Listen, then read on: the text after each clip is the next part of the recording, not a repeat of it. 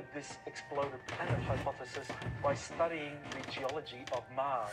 And what he found was that half of Mars was basically 20 miles thicker than the other half. And that was evidence of it facing this exploding planet and receiving all the debris. And that this was also an explanation for why the atmosphere of Mars was suddenly evaporated hundreds of thousands of years ago. And I heard about it in secret programs that did much more research than what Tom Van Flandern had access to. And the code name for this was Brilliant Pebbles. One of the fascinating things when I first met Corey Good was that he knew what the code name Brilliant Pebbles meant without me having to tell him. I had already written it up. I already had recordings of people telling me this name. So in the 1980s, scientists wanted to know what used to be where the asteroid belt is. They knew about Tiamat, but they didn't think there was enough debris there to actually corroborate that there was a planet there at one time. They developed this algorithm that traced back over time where these pieces would have been joined and would have been one piece, and where mathematically all of the other planets would have been. And they were able to extrapolate that yes, there was a planet that was in that location, but most of it had been blown further out of the orbit. Interestingly enough, though, there was a project Brilliant Pebbles in 1987 by the beginnings of the secret space program, SDI, enacted by President Reagan, that had to do more with a missile shield. And often they would reuse, within a certain set of programs, they will reuse a program name so that they have plausible deniability of higher, more secretive programs. They would layer them within the same name.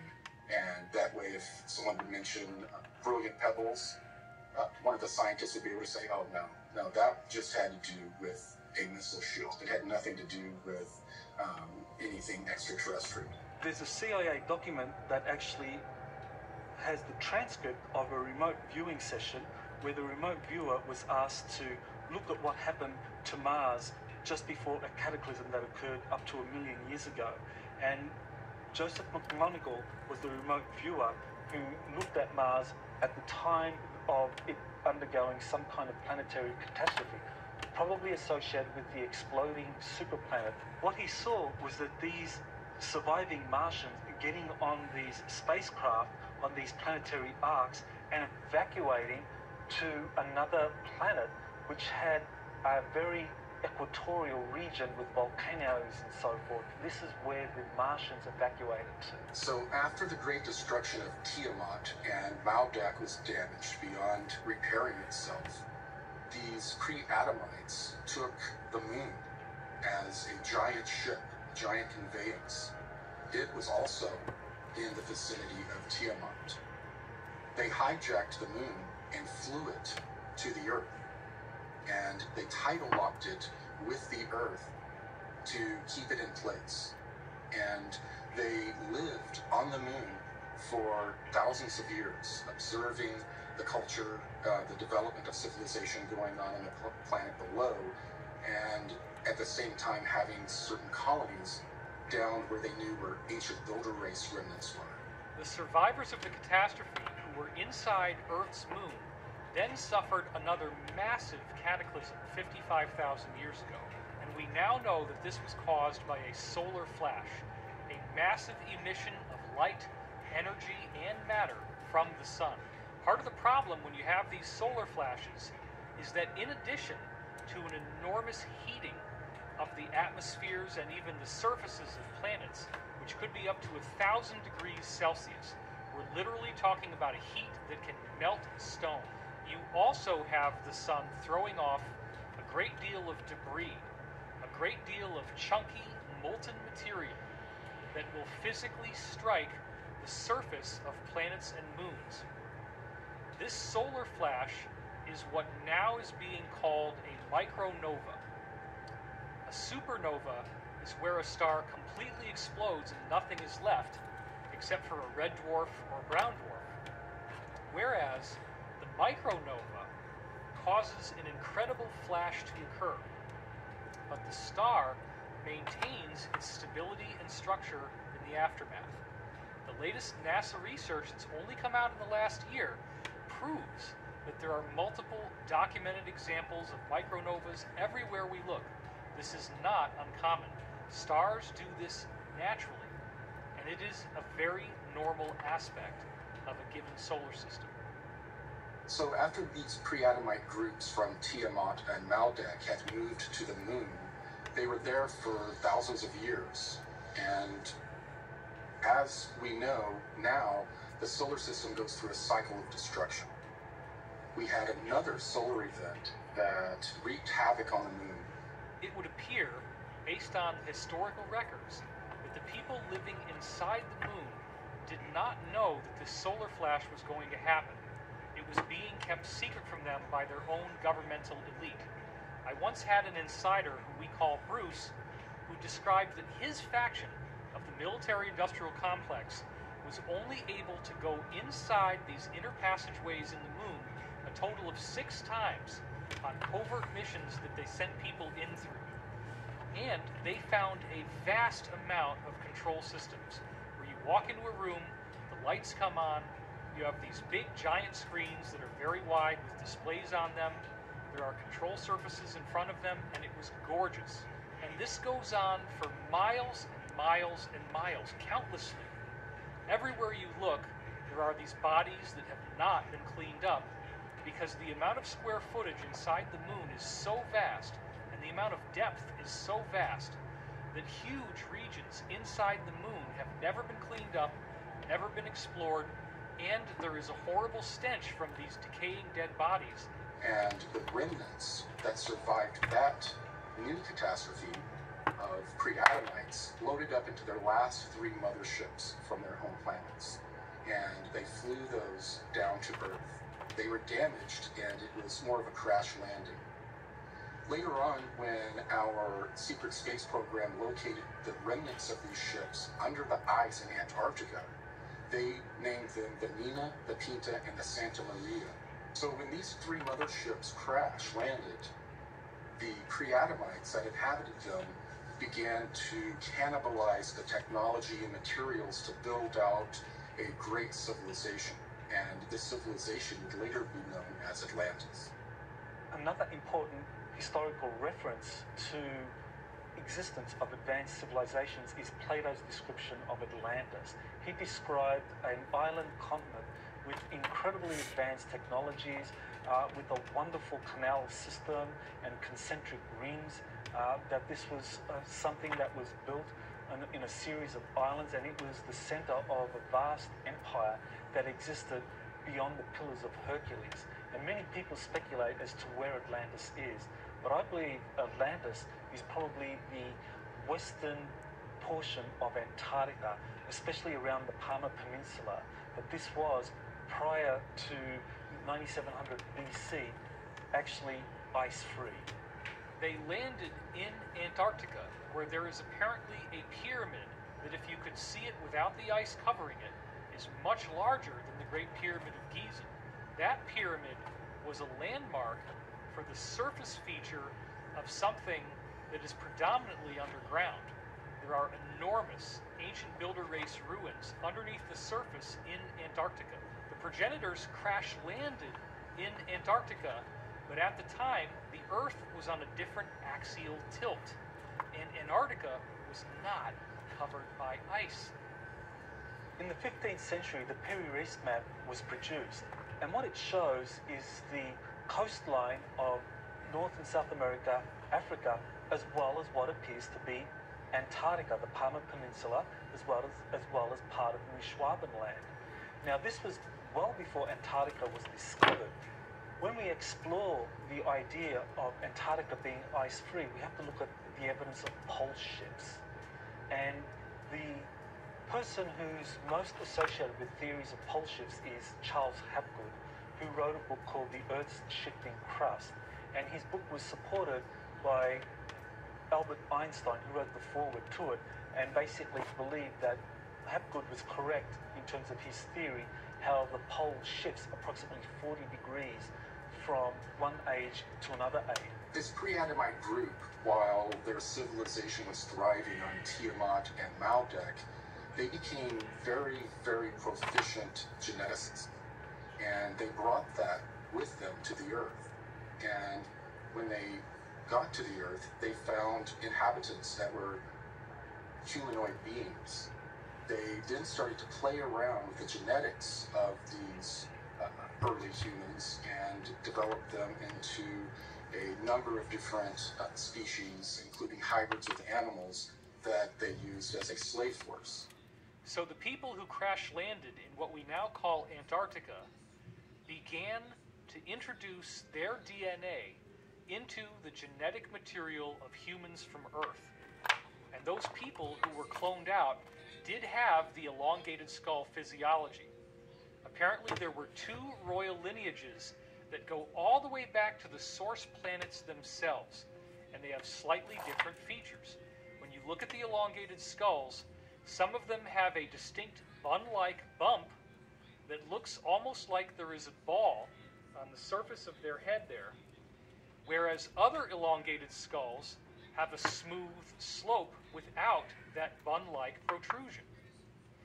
This apparently refers to the two major types of extraterrestrial lineages from this exploded planet.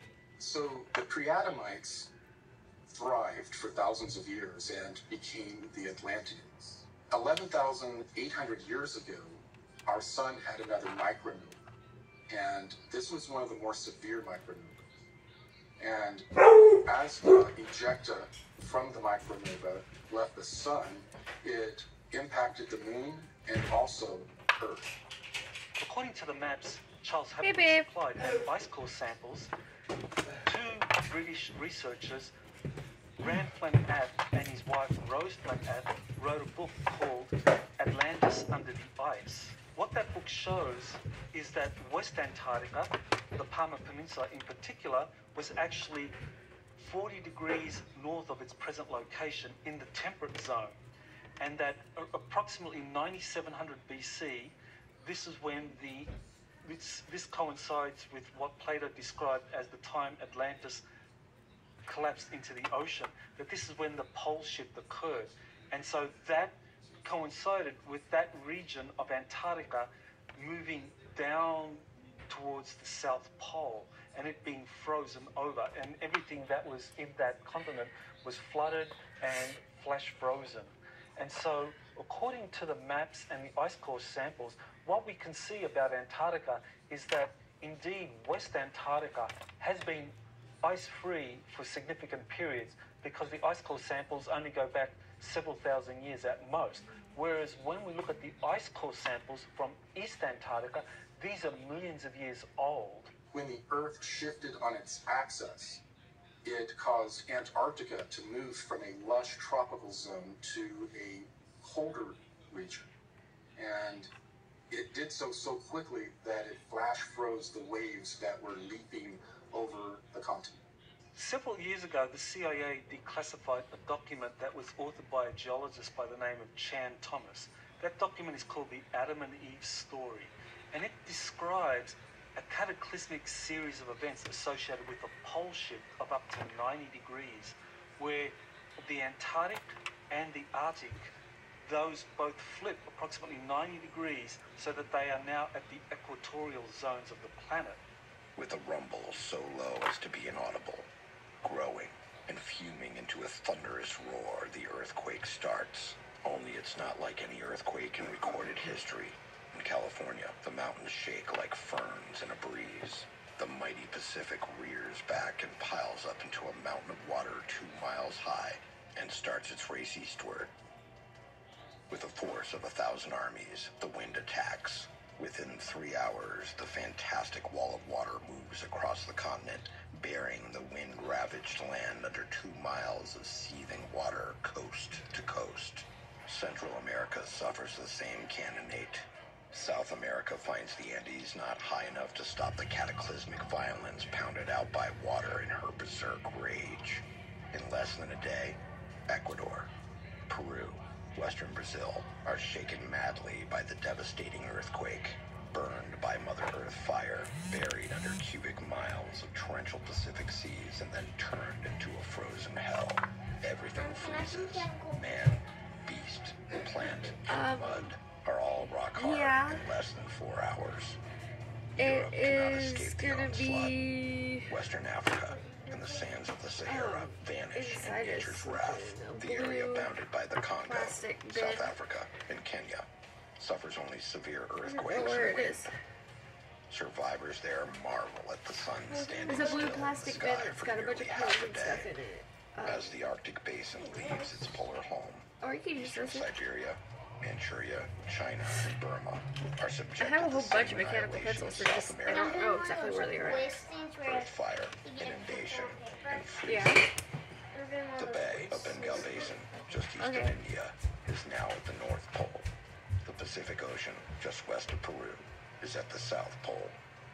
Australia is the new unexplored continent in the world's temperate zone, with only a few handfuls of survivors populating its vastness. The cataclysm has done its work well and drives the pitiful few who survive into a new Stone Age. Once more, the Earth has shifted its shelf, with the poles moving almost to the equator in a fraction of a day. Again, the atmosphere and oceans, refusing to change direction with the Earth's shell, have wiped out almost all life. After this tumble, we'll join Noah, Adam and Eve, Atlantis, Mu, and Olympus. When we look at ice core samples, it doesn't support a pole shift occurring to that extent, not 90 degrees, but certainly 40 degrees or less, that's what the ice core samples support.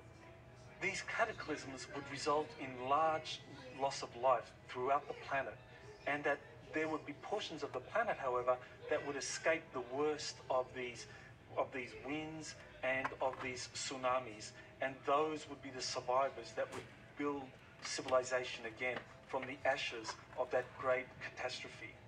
Thanks to the insider testimony of Corey Good, we have now discovered that the people with the elongated skulls are survivors of a catastrophe that took place in our solar system. And what I find uniquely fascinating is that once they crash landed on Earth 55,000 years ago, they quickly made a treaty with each other. Even though they were at war, they decided to coexist on the Earth. One lineage said, "We will take what we would now call Africa and Europe." The other lineage said, "We will take South America, North America, and the eastern half of Asia." Now, what I find particularly intriguing is that when you look at the pyramid architecture that occurred in the aftermath of this treaty, there are slight variations. Each of these original lineages had unique styles to their pyramids. Let's talk about the pyramids that you see in Egypt and throughout Africa, and how those pyramids have smooth walls going up that are very distinctly not terraced. Then, when we go to Mesoamerica, we notice that there are distinct differences in the architectural style, where now you have step pyramids, which almost consistently show different courses. Officially, they've been programming us that pyramids are built in Egypt and Central America. And that's wrong, because the pyramids have been built on all 6 continents. Probably at this moment in time, there is no living soul who have visited and investigated more pyramids than myself. In China, 250 pyramids near the city of Xi'an. We have pyramids in Indonesia. Our friend, Dr. Danny Hillman, discovered pyramid in western part of the island of Java.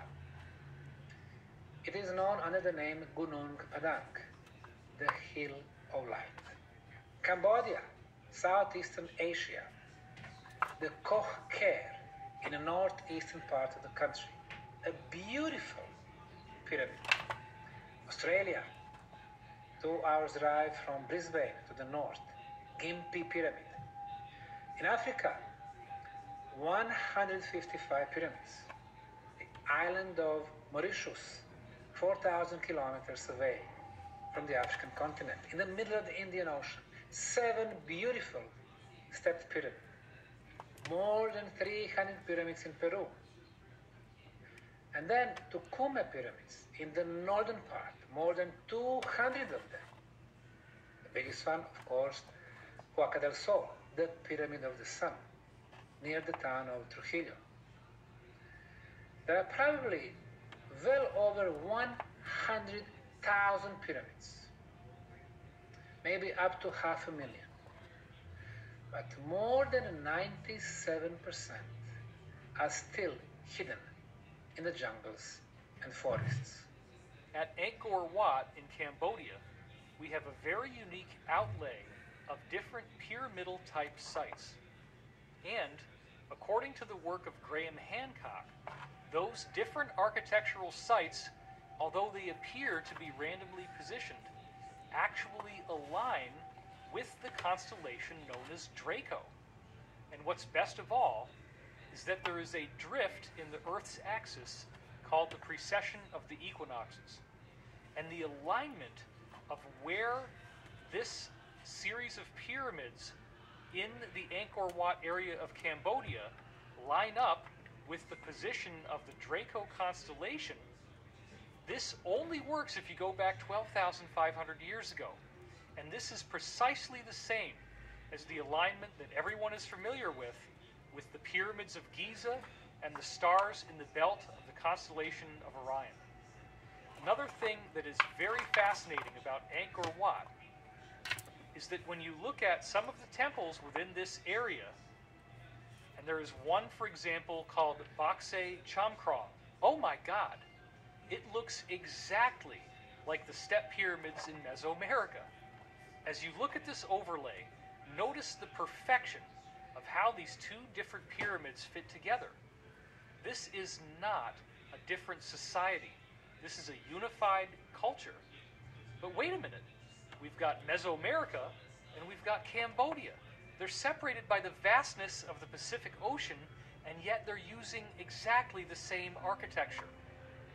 The elongated skull physiology has been found all over the planet. We see it in Boskop, South Africa.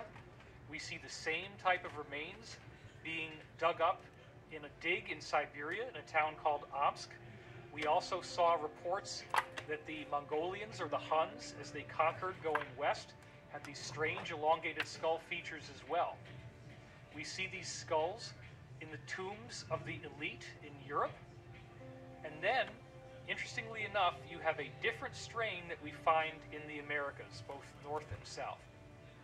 I find it very fascinating that this evidence is hidden out in the open.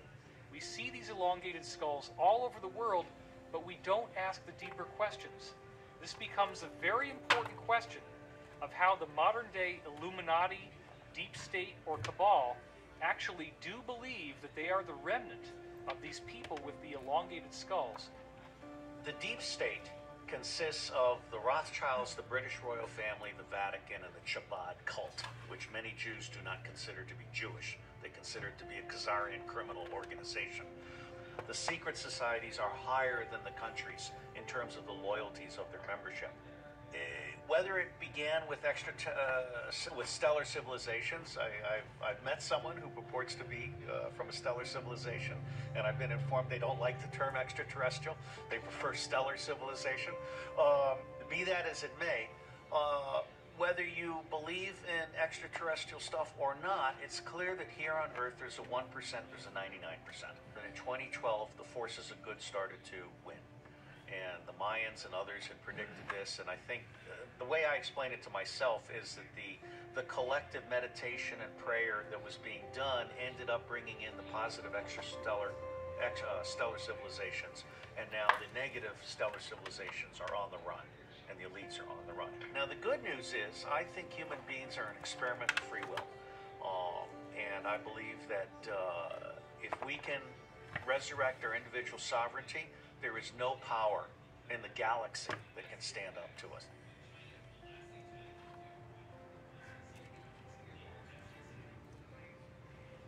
As I got older, there was another series of high strangeness events that took place. I was often having high fevers as I grew up.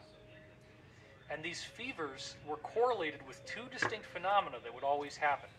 The first thing is that I would have a very strong sense of pressure in my ears, and I would start yelling to try to get over the sound. The other thing that would happen is I would get geometry in these hallucinations during the fevers. I would feel as if the world around me had been turned into geometry. I would see strange geometric patterns like mandalas superimposed over everything. This was not at all enjoyable. It was very unpleasant. I would be screaming, and my mother would have to calm me down. As I got older, I discovered that those fevers were most likely an extraterrestrial phenomena in nature, that there was something going on. The way these extraterrestrials on the benevolent side change our DNA is through a virus. Now remember, what does a virus do? It defeats the cell wall and injects its own DNA into your cell. You can take a cell that defines who you are with its DNA and inject new code into it with a virus. I remember having dreams where I was seeing benevolent, ordinary, human-looking people, like the old man, in robes, coming into my space, landing in this roughly bus-shaped craft in my yard, bringing me on board, and actually giving me these injections of these viruses so that my DNA could be modified and upgraded. I would wake up in the middle of the night. I would be on some sort of program that I didn't consciously have any objection to, where I felt like it was time to go to school.